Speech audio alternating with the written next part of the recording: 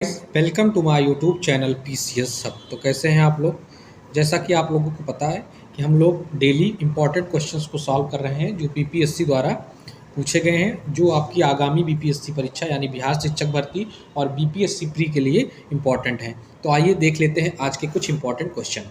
अगर अभी तक चैनल को लाइक शेयर सब्सक्राइब नहीं किया है तो प्लीज़ कर लीजिएगा अगर वीडियो पसंद आए तो सबसे पहला प्रश्न है आज का, भारतीय राष्ट्रीय कांग्रेस का प्रथम अधिवेशन कहाँ हुआ था। तो प्रथम अधिवेशन पूछ रहा है कांग्रेस का कहाँ हुआ था। आपके ऑप्शन है कलकत्ता, ऑप्शन बी लाहौर, सी मुंबई, डी पुणे। तो मैंने कई बार इसको आपको बता भी चुका हूँ कि इसका सही जवाब है मुंबई। पहले अगर पूछता है कि पहले प्रस्तावित कहाँ था, तो पहले ये पुणे में प्रस्तावित था। और पहला जो कांग्रेस सेशन हुआ था वो किस स्थान पे हुआ था, तो गोकुलदास तेज संस्कृत कॉलेज में हुआ था। और कहाँ पे हुआ था, मुंबई में हुआ था। और पहले कांग्रेस सेशन के प्रेसिडेंट कौन थे, तो WC बनर्जी थे। और जनरल सेक्रेटरी पूछता है तो AO होम थे। कौन थे, AO होम। ठीक, ये इंफॉर्मेशन हो गई फर्स्ट कांग्रेस सेशन के बारे में जो हुआ था आपका मुंबई में। प्रस्तावित पहले कहाँ था, पुणे में, लेकिन पुणे में क्या होता है, फैल जाता है प्लेग। ठीक, नेक्स्ट क्वेश्चन आइए देखते हैं, भारतीय राष्ट्रीय कांग्रेस का 27वां अधिवेशन किस स्थान पे हुआ था। ठीक, तो 27th सेशन के बारे में पूछ रहा है। आपके ऑप्शन है भागलपुर, पटना, रांची, बांकीपुर। तो जो करेक्ट जवाब है वो है बांकीपुर। बांकीपुर में हुआ था आपका 27th कांग्रेस का सेशन। और कहाँ पे हुआ था, तो ये हुआ था बांकीपुर में। और हुआ किस सन में था, तो 1912 में हुआ था। कब हुआ था, 1912 में हुआ था। और इसी सेशन के दौरान AO होम को फादर ऑफ कांग्रेस, कांग्रेस का पिता कहा गया था। क्या कहा गया था, फादर ऑफ कांग्रेस की उपाधि दी गई थी। किसको, AO होम को, फादर ऑफ कांग्रेस। ठीक, और इस सेशन के अध्यक्ष कौन थे, तो उनका नाम था आर्यन मुधोलकर। आर्यन मुधोलकर। ठीक, आर्यन मुधोलकर। ठीक, आर्यन मुधोलकर इसके कौन थे, प्रेसिडेंट थे 27th कांग्रेस सेशन। पुस्तक poverty and un British rule in India किसने लिखी थी। पूछ रहा है बुक, इसका नाम है poverty and un British rule in India. इसको किसने लिखा था, इंडिया। आपके ऑप्शन हैं RC दत्त, दादा भाई नौरोजी, बिपिन चंद्र पाल, लाला लाजपत राय। उपयुक्त में से कोई नहीं, उपयुक्त में से एक से अधिक। तो इसका सही जवाब है दादा भाई नौरोजी ने। दादा भाई नौरोजी ने लिखा था book poverty and un British rule in India. और ये पहले मेंबर थे जो ब्रिटिश पार्लियामेंट में इलेक्ट हुए थे भारत की तरफ से। ठीक, दूसरा पॉइंट। तीसरा पॉइंट, दादा भाई नौरोजी ने ही ड्रेन ऑफ वेल्थ थ्योरी दी थी। ड्रेन ऑफ वेल्थ की थ्योरी दी थी। ठीक, और इन्हें grand old man of India के नाम से भी जाना जाता है। नेक्स्ट आइए देखते हैं, किसने कहा था कांग्रेस आंदोलन ना तो लोगों द्वारा प्रेरित था, ना ही यह उनके द्वारा सोचा या योजनाबद्ध किया गया था। तो पूछ रहा है कि ये स्टेटमेंट किसके द्वारा दिया गया था, कि जो कांग्रेस का आंदोलन था यानी कांग्रेस का जो मूवमेंट था वो तो ना लोगों द्वारा मोटिवेटेड था, ना उसकी प्लानिंग लोगों द्वारा की गई थी, ना उसके सोचा गया था लोगों द्वारा। आपके ऑप्शन है lord Dufferin, sir Syed Ahmad Khan, lord Curzon, Lala Lajpat Rai. तो सही जवाब है सर सैयद अहमद खान। जब 1885 में कांग्रेस की स्थापना हुई तो इसके विरुद्ध में एक ऑर्गेनाइजेशन बनाया गया ताकि कांग्रेस के विरुद्ध में एक ऑर्गेनाइजेशन खड़ा किया जा सके, और उसका नाम था यूनाइटेड इंडियन पैट्रियोटिक एसोसिएशन, जिसकी स्थापना 1888 में सर सैयद अहमद खान द्वारा की गई अगेंस्ट द कांग्रेस। तो और उन्होंने ये स्टेटमेंट दिया था। नेक्स्ट, मुझे विश्वास है कि कांग्रेस अपने विनाश की तरफ जा रही है और मेरी यह बड़ी इच्छा भारत में रहते होगी कि इसके शांतिप्रिय निधन के लिए सहायक बनूं। यह कथन किसने कहा था। आपके ऑप्शन है Lord Lytton, Lord Dufferin, Lord Curzon, Lord Minto. उपयुक्त में से कोई नहीं, उपयुक्त में से एक से अधिक। तो सही जवाब है लॉर्ड कर्जन। लॉर्ड कर्जन ने ये स्टेटमेंट दिया था। और आपको पता होगा कि लॉर्ड कर्जन के टाइम ही क्या हुआ था, बंगाल विभाजन, बंगाल का डिवीज़न हुआ था, दो बंगाल, एक ईस्टर्न बंगाल और एक वेस्टर्न बंगाल में, वो लॉर्ड कर्जन के टाइम हुआ था, 1905 में हुआ था, जिसकी अनाउंसमेंट की गई थी 19 जुलाई 1905 को, और इसका इन्फोर्समेंट हुआ था 16 अक्टूबर 1905 को। और इसके विरुद्ध ही चलाया गया था स्वदेशी मूवमेंट। क्या चलाया गया था? स्वदेशी आंदोलन, जिसकी शुरुआत हुई थी 7 अगस्त 1905 को। ठीक, नेक्स्ट आइए देखते हैं, निम्न में से कौन उग्रपंथी नहीं था? उपग्रंथी नहीं था, उग्रपंथी या उपग्रंथी। आपके ऑप्शन है बाल गंगाधर तिलक, मदन लाल, ऊधम सिंह, गोपाल कृष्ण गोखले। इसमें पूछ रहा है कि कौन उपग्रंथी, मतलब एक्सट्रीमिस्ट कौन नहीं था, एक्सट्रीमिस्ट कौन नहीं था। तो आपको पता होगा कि बाल गंगाधर तिलक, मदन लाल धिंगरा और ऊधम सिंह, ये तीनों लोग क्या थे? एक्सट्रीमिस्ट थे, यानी उग्रपंथी थे, उपग्रंथी थे। तो गोपाल कृष्ण गोखले जो थे वो क्या थे? मॉडरेट थे, उदारवादी थे। ठीक, एक चीज़ आपको ये पता होना चाहिए, आप लोग ध्यान दीजिएगा कि कौन कौन लोग मॉडरेट थे और कौन कौन लोग एक्सट्रीमिस्ट थे, इसको जानते रहिएगा, इससे क्वेश्चन आते हैं। मॉडरेट मतलब होता है उदारपंथी, और एक्सट्रीमिस्ट मतलब ये उपग्रंथी जो लिखा हुआ है। ठीक, हिंदी में तो हो सकता है थोड़ा भाई इधर उधर हो जाए, मैं हिंदी प्रयत्न करके ही पढ़ा रहा हूँ, बाकी मेरा हिंदी में उतना पकड़ नहीं है जितनी इंग्लिश में है। मॉडरेट और एक्सट्रीमिस्ट मुझे ज़्यादा अच्छे समझ आता है, लेकिन मैं ट्राई कर रहा हूँ हिंदी में पढ़ाने का, इसलिए अगर थोड़ा बहुत कहीं भी शब्दों का छोल हो जाए तो प्लीज़ उसको करेक्ट कर लीजिएगा। तो अगर मैं बात करूँ मॉडरेट यानी उदारवादी और एक्सट्रीमिस्ट यानी उपग्रंथी, तो मॉडरेट में आपको मैं बात करूँ तो दादा भाई नौरोजी, गोपाल कृष्ण गोखले, ये थे फिरोज शाह मेहता,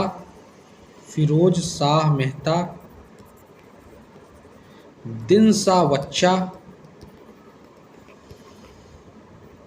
बच्चा, श्रीनिवास अय्यर, एम.जी. रनाडे, ये लोग क्या थे? मॉडरेट थे। और एक्सट्रीमिस्ट कौन थे? तो सबसे पहले आप लोग कोड याद करिए, लाल बाल पाल यानी लाला लाजपत राय, बाल गंगाधर तिलक और बिपिन चंद्र पाल, और इसके सिवा अरबिंदो घोष। और अगर थोड़ा डिटेल में जाना तो भगत सिंह, चंद्रशेखर आज़ाद, ऊधम सिंह, मदन लाल धिंगरा, ये लोग क्या थे? एक्सट्रीमिस्ट थे यानी उपग्रंथी थे। ठीक, नेक्स्ट आइए देखते हैं, भारत सेवक समाज की स्थापना किसने की थी? भारत सेवक समाज मतलब servants of Indian society, servants of Indian society की स्थापना किसने की थी? आपके ऑप्शन हैं लाला लाजपत राय, बिपिन चंद्र पाल, गोपाल कृष्ण गोखले, भगत सिंह। उपयुक्त में से कोई नहीं, उपयुक्त में से एक से अधिक। तो सही जवाब है गोपाल कृष्ण गोखले ने सर्वेंट ऑफ इंडिया सोसाइटी की स्थापना की थी 1905 में। कब की थी? 1905 में। ठीक, नेक्स्ट, ईस्वी 1905 में सर्वेंट ऑफ इंडियन सोसाइटी की स्थापना किसके द्वारा की गई थी? तो मैंने अभी ऊपर ही बताया कि इसकी स्थापना गोपाल कृष्ण गोखले द्वारा 1905 में की गई थी। रजनी पाम दत्त ने कहा वे साम्राज्यवाद से लड़ते भी थे और सहयोग भी करते थे। उन्होंने किसे संबोधित करती है, किस राजनीतिक गठबंधन के बारे में यह कहा था? तो रजनी पाम दत्त का स्टेटमेंट कि वे साम्राज्यवाद से लड़ते भी थे और उसका सहयोग भी करते थे, ये किसके लिए था पूछ रहा है। आपके ऑप्शन है भारतीय राष्ट्रीय कांग्रेस, भारतीय communist party, Swaraj party, Hindustan socialist Republican association. तो इसका सही जवाब है आईएनसी यानी इंडियन नेशनल कांग्रेस के बारे में रजनी पाम दत्त ने कहा था, रजनी पाम दत्त ने, कि वे साम्राज्यवाद से लड़ते भी थे। साम्राज्यवाद मतलब इंपीरियलिज्म से, इंपीरियलिज्म और कैपिटलिज्म से, हाँ सेंस है, इंपीरियलिज्म और कैपिटलिज्म से लड़ते भी थे और सहयोग भी करते थे। Next, national council of education की स्थापना कब हुई थी? ठीक, नेशनल काउंसिल ऑफ एजुकेशन की स्थापना हुई थी 15 अगस्त 1906 को। ठीक, 15 अगस्त 1906 को स्थापना हुई थी। किसके द्वारा की गई थी? तो सदगुरुदास बनर्जी द्वारा। ठीक, इसकी स्थापना की गई थी। ये फिर से क्वेश्चन देखिए आ गया, राष्ट्रीय आंदोलन में निम्न से किसे नरम दली के तौर पर नहीं जाना जाता था? इनमें से कौन नरम दली नहीं था? नरम दली मतलब वही मॉडरेट, उदारवादी जिन्हें बोलते हैं। तो आपके ऑप्शन है बाल गंगाधर तिलक, दादा भाई नौरोजी, एमजी रनाडे, गोपाल कृष्ण गोखले। तो मैंने ऊपर आपको बताया कि दादा भाई नौरोजी भी क्या थे, मॉडरेट थे, यानी नरम दली थे। गोपाल कृष्ण गोखले भी नरम दलीय थे। एमजी रनाडे भी नरम दलीय थे। मैंने बताया था लाल बाल पाल जो थे वो नहीं थे नरम दली। तो इसका सही जवाब हो जाएगा बाल गंगाधर तिलक। कांग्रेस के नरम दल के नेताओं की आंदोलन की पद्धति थी असहयोग, राज्य स्वयं आंदोलन, अनुकूल प्रवृत्ति, नहीं सारे थे, इसमें आगे का है नहीं। निम्न में से कौन सा एक राष्ट्रवादी समाचार पत्र नहीं था? राष्ट्रवादी मतलब नेशनलिज्म का कौन सा न्यूज़पेपर नहीं था? आपके ऑप्शन है the Hindu, Bengali, the Mahratta, the times of India. इनमें से कोई नहीं, एक से अधिक। तो सही जवाब है the times of India. Bengali, the Hindu, the Mahratta, ये सब क्या थे? राष्ट्रवादी थे, नेशनलिज्म वाले, नेशनलिस्टिक क्या थे? न्यूज़पेपर थे। क्रांतिकारी गतिविधियों के साथ कौन सी पत्रिका जुड़ी हुई नहीं थी? देखिए नहीं को ध्यान जरूर दीजिएगा। क्रांतिकारी गतिविधियों से उसमें पूछ रहा जो क्रांतियाँ हो रही थी उससे जुड़ी हुई कौन सी पत्रिका नहीं थी? आपके ऑप्शन है संध्या, युगांतर, गदर, यंग इंडिया। तो आपको पता है होगा कि यंग इंडिया जो है गांधी जी की द्वारा पब्लिश होती थी, और गांधी जी तो कभी क्रांतिकारी को सपोर्ट करते नहीं थे, मतलब एक्सट्रीमिस्ट टाइप के रिवोल्ट और रिवोल्यूशन को, वो तो उदारवादी थे यानी नरम दलीय थे। तो सही जवाब हो जाएगा उसका यंग इंडिया। बाकी संध्या, युगांतर और गदर ये क्या थी? तीनों क्रांतिकारी गतिविधियों को सपोर्ट करती थी। नीचे दिए गए विकल्पों में से राष्ट्रवादी समाचार पत्रों द हिंदू, केसरी, बंगाली, हिंदुस्तानी, सुधारक के संपादकों के नाम का सही संयोजन ज्ञात कीजिए। मतलब इसके संपादकों के नाम बारे में बताना है, इसके पब्लिशर के बारे में बताना है। तो द हिंदू आपको पता ही होगा, जी सुब्रमण्यम अय्यर थे। कौन थे? जी सुब्रमण्यम अय्यर। सेकंड है केसरी। केसरी तो आपको बेसिक सी बात है, केसरी सब जानते रहते हैं। कौन थे? बाल गंगाधर तिलक। मैं तिलक लिख दे रहा हूँ, बाल गंगाधर तिलक। केसरी के बाद बंगाली है, तो बंगाली आपको पता होगा कौन थे? सुरेंद्र नाथ बनर्जी थे बंगाली, एस.एन. बनर्जी थे। नेक्स्ट है हिंदुस्तानी। तो हिंदुस्तानी जो थे वो थे गंगा प्रसाद वर्मा, गंगा प्रसाद थे, ठीक। और उसके बाद है सुधारक। तो सुधारक के बारे में आपको पता ही होगा, गोपाल कृष्ण गोखले। तो देखिए पहला कौन सा हमारा आया? जी सुब्रमण्यम, उसके बाद बाल गंगाधर तिलक, फिर उसके बाद सुरेंद्र नाथ बनर्जी, फिर गंगा प्रसाद वर्मा और लास्ट में गोपाल कृष्ण गोखले। तो ऑप्शन डी इज राइट। ये देख सकते हैं द हिंदू जी सुब्रमण्यम अय्यर, केसरी बाल गंगाधर तिलक, बंगाली सुरेंद्र नाथ बनर्जी, हिंदुस्तानी गंगा प्रसाद वर्मा, सुधारक Gopal Krishna Gokhale, Gopal Krishna Gokhale. Next is madam Cama ने भारत के त्रिरंगी स्वतंत्रता ध्वज को कहाँ फहराया था? जो मैडम भीखा जी कामा थी, पूछ रहा है कि उन्होंने जो भारत का तिरंगा है उसको सर्वप्रथम कहाँ लहराया था, कहाँ पे उसको होस्ट किया था? तो आपके ऑप्शन है पेरिस, लंदन, स्टुटगार्ट, जिनेवा। उपयुक्त में से कोई नहीं, उपयुक्त में से एक से अधिक। तो सही जवाब है स्टुटगार्ट में उसको सबसे पहले फहराया था मैडम भीखा जी कामा ने, ठीक। नेक्स्ट, मैडम कामा ने 1907 में प्रथम तिरंगा ध्वज कहाँ फहराया था? वही फिर से है, कब फहराया गया था? तो 1907 में। आप लोग जानते रहिए किसने फहराया था? मैडम भीखा जी कामा ने। इन्हें मदर ऑफ इंडियन रेवोल्यूशन भी कहा जाता है, मदर ऑफ इंडियन रेवोल्यूशन, यानी भारतीय क्रांति की माता के रूप में इन्हें जाना जाता है, मदर ऑफ इंडियन रेवोल्यूशन का कहा जाता है। और इन्होंने भारतीय राष्ट्रीय ध्वज को सबसे पहले स्टुटगार्ट जर्मनी में जो कि स्थित है वहाँ पे फहराया था 1907 में। कहाँ पे? जर्मनी। लंदन में इंडिया हाउस के संस्थापक कौन थे? लंदन में एक ऑर्गेनाइजेशन था जिसका नाम था इंडिया हाउस, उसके संस्थापक के बारे में पूछ रहा है। तो संस्थापक के ऑप्शन है आपके श्याम जी कृष्ण वर्मा, रास बिहारी बोस, रामचंद्र, तारकनाथ दास। उपयुक्त में से कोई नहीं, उपयुक्त में से एक से अधिक। तो सही जवाब है श्याम कृष्ण वर्मा, श्याम जी कृष्ण वर्मा। इन्होंने लंदन का जो इंडियन होम रूल सोसाइटी है उसको फॉर्म किया था। इंडियन होम रूल सोसाइटी जो है लंदन में इसकी स्थापना की थी।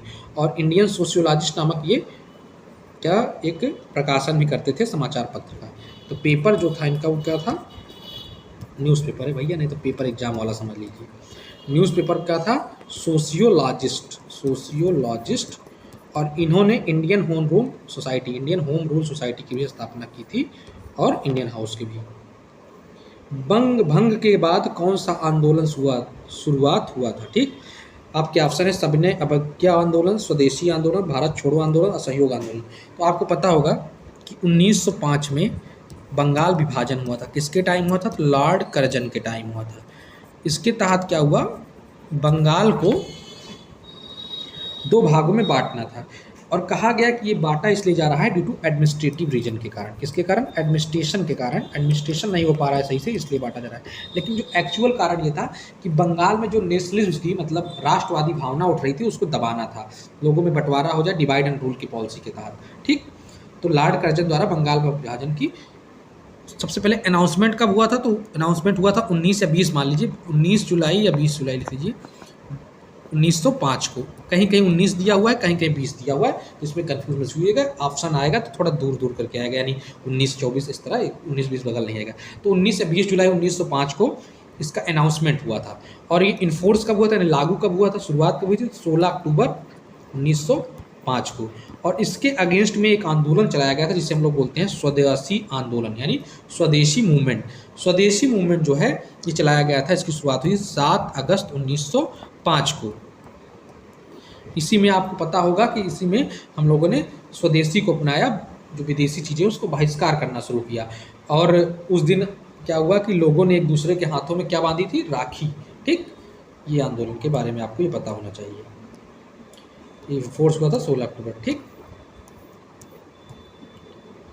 मुसलमान यदि खुश और संतुष्ट है तो भारत में ब्रिटिश शक्ति का महत्तम बचाव होगा, या किसने कहा था कि अगर मुसलमान जो है वो खुश और संतुष्ट है तो जो ब्रिटिश में शक्ति है, भारत मतलब भारत में ब्रिटिश शक्ति है, उसका मैक्सिमम बचाव होगा। इसको कहा था, आपके ऑप्शन है Herbert Risley, lord Lytton, W Hunter, H.N..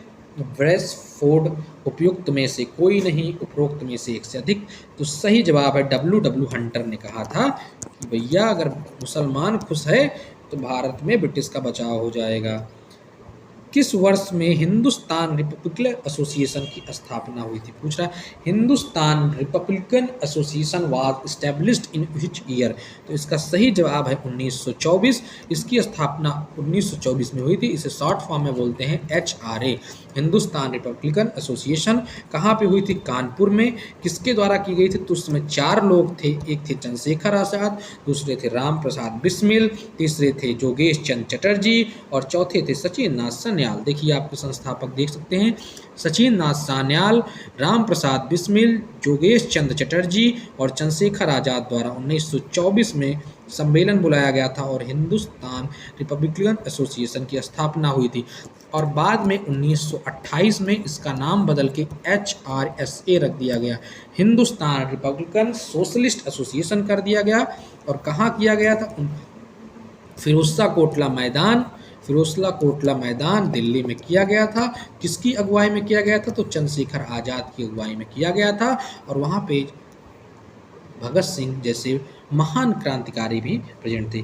Bengal विभाजन की घोषणा कब की गई थी? तो मैंने ऊपर ही बताया कि घोषणा जो है 19 जुलाई 1905 को की गई थी और लागू हुआ था 16 अक्टूबर 1905 को। और उसके विरोध में जो स्वदेशी आंदोलन चलाया गया था शुरू हुआ था 7 अगस्त 1905 को। ठीक, करजन वायली की हत्या के आरोप में किसे मृत्युदंड दिया गया था? डेथ सेंटेंस किसे किया गया था? किस कारण से? For killing Curzon Wyllie. तो आपकी ऑप्शन है मदन लाल धिंगरा, ऊधम सिंह, मनमथनाथ, भगत सिंह। तो आपको सही जवाब जो है वो पता होना चाहिए, वो है मदन लाल धिंगरा, क्योंकि इन्होंने करजन वायली की हत्या की थी। ऊधम सिंह के बारे में आपको पता होगा कि लंदन के कैक्सटन हॉल में पास हत्या की थी किसकी? माइकल ओडायर की, जिन्होंने ऑर्डर दिया था क्या करने के लिए? उस समय गवर्नर जनरल थे पंजाब के। और जलियांवाला बाग जो मास्कर हुआ था वो कब हुआ था? 1919 में, 13 अप्रैल 1919 में। ठीक, उसके विरोध में ऊधम सिंह ने किसको मार दिया था? माइकल ओडायर को। भगत सिंह को आपको पता ही होगा। ठीक, इन्होंने बम फेंका था लेजिस्लेटिव असेंबली में और सॉन्डर्स की हत्या की थी। नेक्स्ट क्वेश्चन आइए देखते हैं। हिंदुस्तान सोशलिस्ट रिपब्लिकन आर्मी के संस्थापक नेताओं में से एक थे, जो मैंने भी बताया हिंदुस्तान रिपब्लिकन सोशलिस्ट एसोसिएशन जो 1928 में नाम बदल के किया गया, उसके एक नेता थे। तो मैंने आपको ये बताया था ऊपर कि वहाँ पे भगत सिंह भी प्रेजेंट थे, तो भगत सिंह हो गया ऑप्शन। भगत सिंह के साथ साथ कौन थे? जयदेव कपूर थे, विजय कुमार थे, शिव वर्मा थे, भगवती चरण वोहरा थे, सुखदेव थे, चंद्रशेखर आज़ाद के नेतृत्व में उसका संगठित करने की बात चली थी। ठीक, ये कथन आपने बचपन से सुना होगा और आपको सही बताना है किसने कहा था कि सरफरोशी की तमन्ना अब हमारे दिल में है, देखना है जोर कितना बाजुए का दिल में है। आप लोगों ने अजय देवगन की पिक्चर जरूर देखी होगी, इसमें ये कई बार जिक्र है। ठीक, सरफरोशी की तमन्ना अब हमारे दिल में है, देखना है जोर बाजुए का दिल में, कितना बाजुए का दिल में है। आपके ऑप्शन बिस्मिल, राजगुरु, भगत सिंह, आज़ाद। तो सही जवाब है, उसको कहा था राम प्रसाद बिस्मिल ने। ठीक, वो वर्ष 1901 में पटना से 30 किलोमीटर दूर हरदास बिनाहा गांव में पैदा हुए थे। ठीक, कहाँ पैदा हुए थे? हरदास बिनाहा। प्रसिद्ध गीत देखिए फिर से आ गया, सरफरोशी की तमन्ना अब हमारे दिल में है, रचयिता कौन है? तो अभी मैंने बताया इनमें से उपयुक्त में से कोई नहीं, क्योंकि इसके सही जो इसके रचयिता हैं उनका नाम क्या था? सैयद शाह मोहम्मद हसन। ठीक, इनकलाब जिंदाबाद किसने कहा था? तो इनकलाब जिंदाबाद भगत सिंह ने कहा था। इसमें ऑप्शन नहीं है, आगे देखते हैं।